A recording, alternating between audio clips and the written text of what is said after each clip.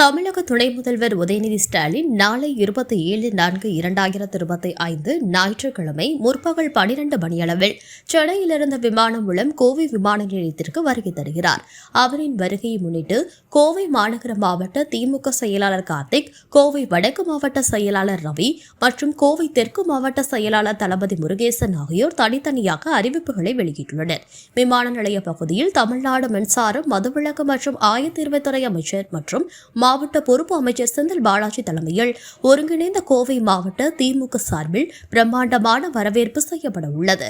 மாலை 4:30 மணியளவில் ஆர்எஸ்புரம் பகுதியில் உள்ள சர்வதேச தரத்திலான ஹாக்கி விளையாட்டு மைதானம் அடிக்கல் நாட்டு விழாவில் உதயநிதி ஸ்டாலின் பங்கேற்க உள்ளார். பின்னர் மாலை 5:30 மணிக்கு சிவானந்தா காலனியில் திராவிட இயக்க தமிழர் பேரவையின் பொது மாநாட்டிலும் கலந்து கொள்கிறார். இந்நிகழ்வுகளில் ஒருங்கிணைந்த கோவை மாவட்ட திமுக நிர்வாகிகள், நாடாளுமன்ற உறுப்பினர்கள், தலைமை கழக நிர்வாகிகள், மேயர், துணை மேயர் மற்றும் அனைத்து கழக அமைப்புகளின் தலைவர்கள், செயல் வீரர்கள், தொண்டர்கள் என அனைவரும் பங்கேற்க திமுக சார்பில் கேட்டுக் கொள்ளப்பட்டுள்ளது.